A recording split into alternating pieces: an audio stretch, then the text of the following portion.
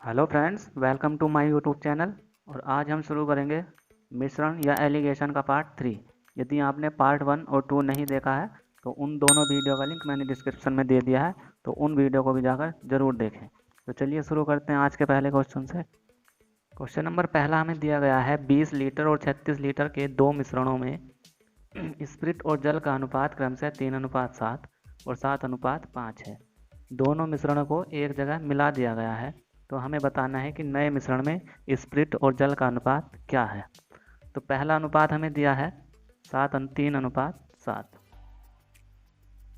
जब हम अनुपात को जोड़ लेते हैं तो कितना आ जाता है, टोटल मिश्रण हमारे पास आ जाता है 10 अनुपात में। और वैसे हमें कितना दिया है, 20 लीटर का एक मिश्रण है पहला, तो पहले का अनुपात क्या है 3:7। और हमारे हिसाब से मिश्रण कितना आया 10, और सवाल में कितना दे रखा है 20 लीटर, तो हम 10 से 20 बराबर रख सकते हैं। तो 0 से 0 काट देते हैं, 1 बराबर आ गया 10। अब हम यहाँ से निकाल लेते हैं कि कितना इसमें स्प्रिट है और कितना इसमें जल है। ये स्प्रिट का अनुपात है और ये जल का अनुपात है। तो दोनों तरफ 3 के गुणा कर देंगे तो कितना आ जाएगा, यहाँ आ जाएगा 3 है, तो बराबर आ गया 6। और इसी तरह से 7 की वैल्यू निकाल लेंगे तो कितना आ जाएगा 7 बराबर 7 दूनी 14। तो टोटल मिश्रण कितना आ गया 20। तो यहाँ तो आ गया इतना, ये है स्प्रिट का स्प्रिट और ये है जल का। अब दूसरे बर्तन में क्या दिया है, दूसरा बर्तन का अनुपात हमें दिया है 7:5। टोटल मिश्रण हमारे पास कितना हो गया 12, और टोटल मिश्रण कितना दिया है 36 मीटर, तो हम इस 12 को 36 के बराबर लिख सकते हैं। तो 12 या 36। तो स्प्रिट यहाँ कितना आ जाएगा, दोनों तरफ 7 की गुणा कर देते हैं, 3 गुणे 7 बराबर 21। और इसी तरह से जल कितना आ गया 5 बराबर 3 गुणे 5 बराबर कितना आ जाएगा 15। अब हमें निकालना है नए मिश्रण में स्प्रिट और जल का अनुपात कितना है। तो इसमें 20 और इसमें कितना है 21, तो दोनों को जोड़ देते हैं। तो नए मिश्रण में अनुपात क्या होगा, बराबर ये स्प्रिट का अनुपात है और ये यहाँ भी स्प्रिट का अनुपात है, दोनों को जोड़ लेते हैं।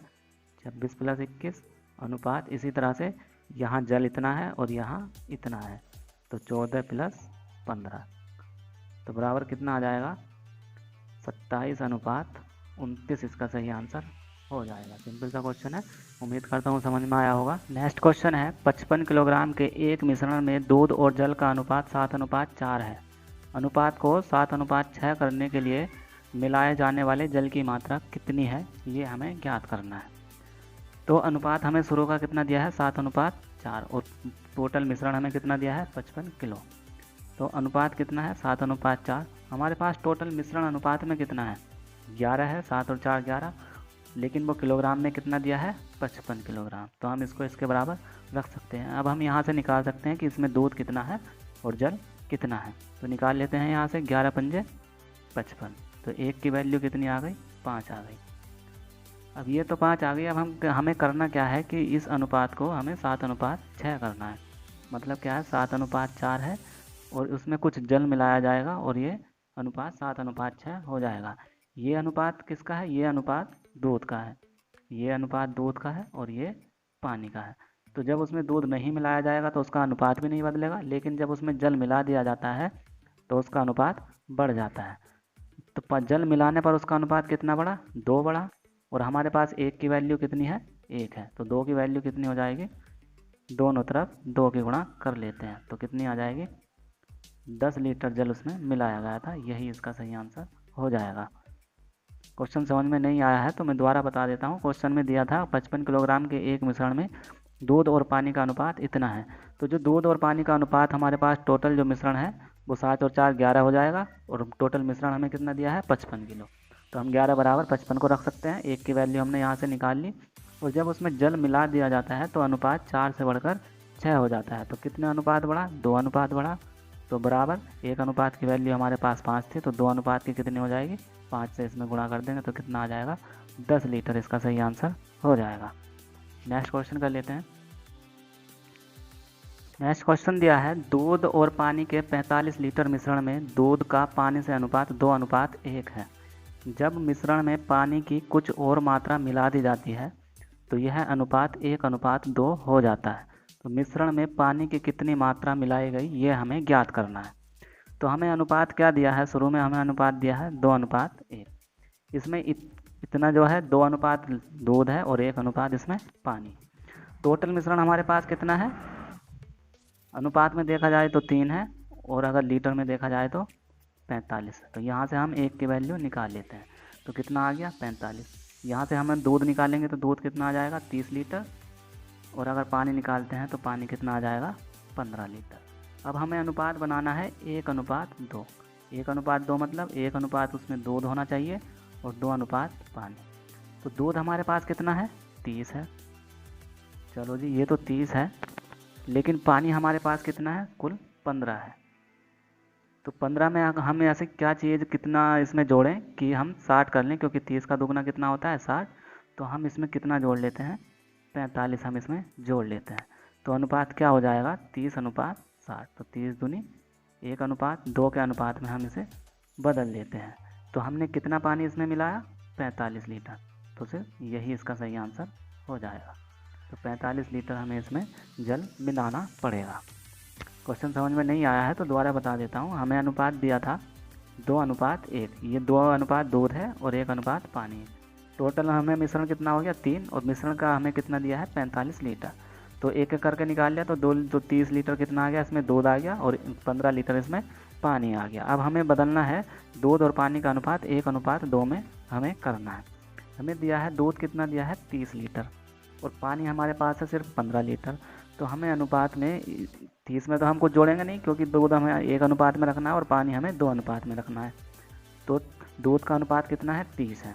30 का दुगना कितना होगा 60 होगा, लेकिन पानी हमारे पास अभी 15 है और उसमें हमें कितना जोड़ना पड़ेगा कि अनुपात 60 हो जाए। तो उसमें हम 45 जोड़ देते हैं। 45 और 15 60, तो अनुपात कितना हो जाता है 1:2 हो जाता है। नेक्स्ट क्वेश्चन है, 2 पात्रों ए तथा बी में क्रमशः 4:3 और 5:3 के अनुपात में अम्ल तथा जल हैं।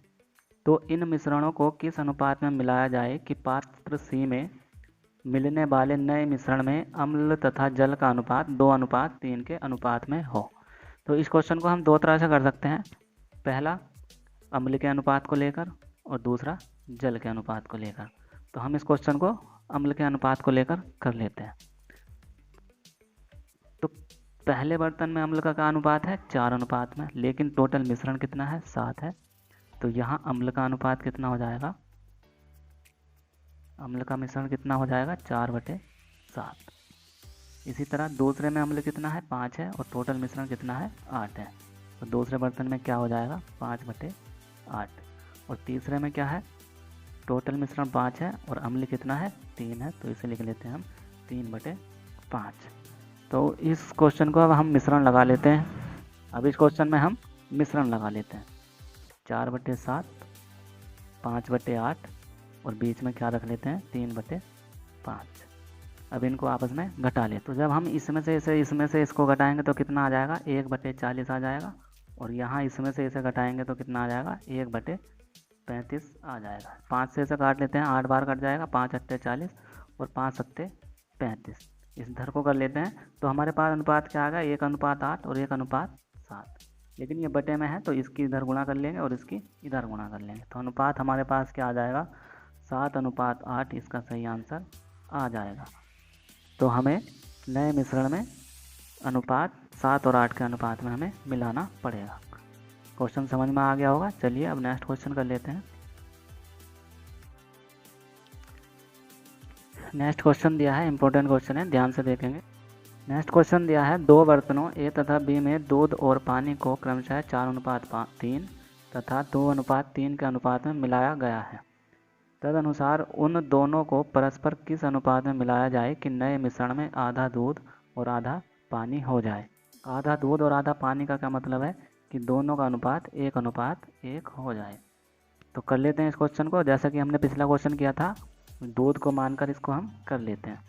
तो पहले मिश्रण में दूध कितना है 4 है और पूरा मिश्रण उसका कितना है 7 है। तो इसे हम क्या लिख सकते हैं 4/7। इसी तरह से दूसरे मिश्रण में क्या है 2 दूध है और पूरा मिश्रण कितना है 5 है, तो 2/5। और हमें करना कितने में है, आधा दूध और आधा पानी करना है। तो इसमें दूध कितना है 1 और पूरा मिश्रण कितना है 2, तो कितना हो जाएगा 1/2। अब इसमें से इसको घटा लेते हैं। घटाने के बाद क्या आता है,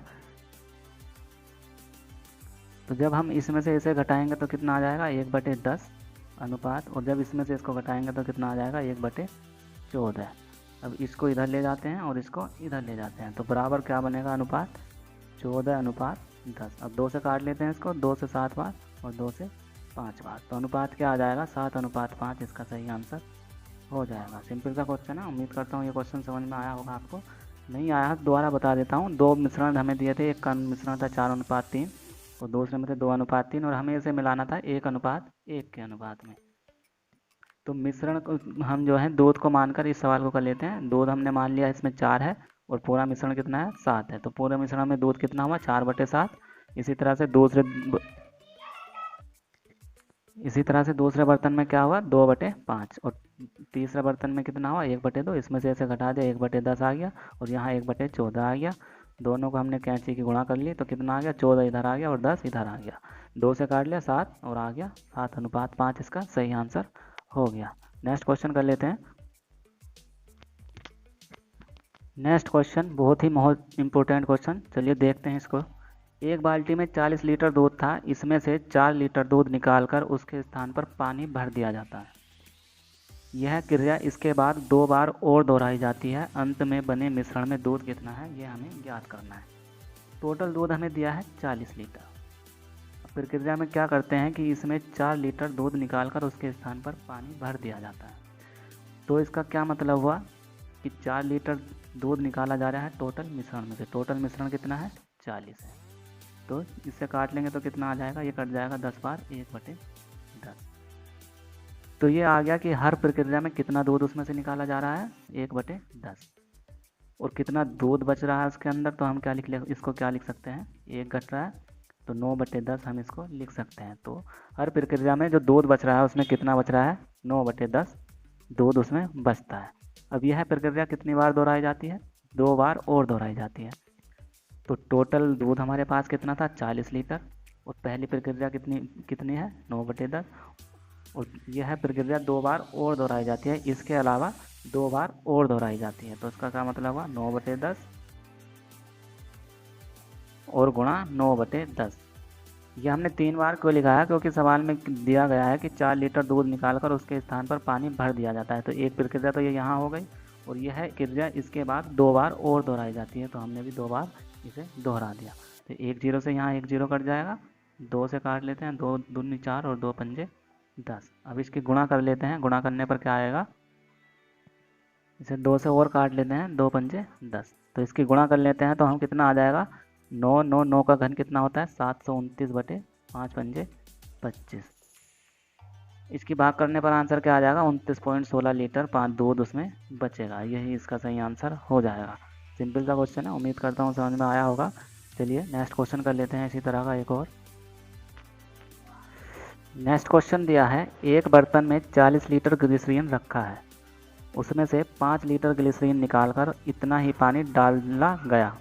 इसके बाद 10 लीटर मिश्रण निकाला गया और इतना ही पानी डाला गया। पुनः 8 लीटर मिश्रण निकाला गया और उतना ही पानी डाला गया। अब अंत में हमें ज्ञात करना है कि बर्तन में ग्लिसरीन कितना है, ये हमें ज्ञात करना है। तो ये क्वेश्चन पिछले क्वेश्चन से बिल्कुल अलग है, तो चलिए कर लेते हैं इस क्वेश्चन को। तो टोटल मिश्रण हमें कितना दिया है 40 लीटर हमें मिश्रण दिया है, सॉरी ग्लिसरीन दिया है, मिश्रण नहीं दिया है। तो 40 लीटर मिश्रण में से जब हम 5 लीटर ग्लिसरीन निकाल कर उतना ही पानी उसमें डाल देते हैं, तो जब उसमें से 5 लीटर हम निकाल लेंगे तो कितने % आ जाएगा 5 8 40, तो 1/8 आ गया। तो उसमें ग्लिसरीन कितना बचा, ग्लिसरीन कितना बचा उसमें 7/8। इसी तरह से आगे करते हैं। आगे क्या दिया है, इसके बाद 10 लीटर मिश्रण निकाला गया और उतना ही पानी डाला गया। तो मिश्रण तो अब भी उतना ही है क्योंकि उसे निकाल कर उसमें उतना डाल दिया जा रहा है। तो मिश्रण कितना है, कितना निकाला गया 10 निकाला गया, कितने में से 40 में से, तो ये कितना आ जाएगा 1/4। लेकिन उसमें ग्लिसरीन कितना बचा 3/4, क्योंकि 4 में से 1 घटाएंगे, दूध तो जल तो खत्म, तो ये कितना आ जाएगा 3/4। इसी तरह से आगे क्या कहा गया है, आगे कहा गया है कि पुनः 8 लीटर मिश्रण निकालकर उतना ही पानी डाल दिया जाता है।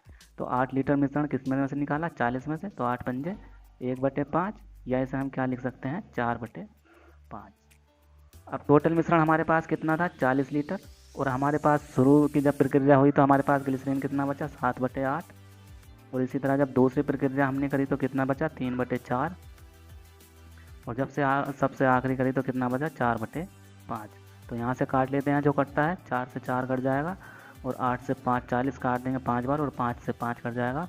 और इसका आंसर क्या आ जाएगा 21 लीटर ग्लिसरीन लास्ट में बचेगा। यही इसका सही आंसर हो जाएगा। सिंपल सा क्वेश्चन है, उम्मीद करता हूँ क्वेश्चन समझ में आया होगा। एक बार और समझा देता हूँ इस क्वेश्चन को क्योंकि बहुत ही इंपॉर्टेंट क्वेश्चन है।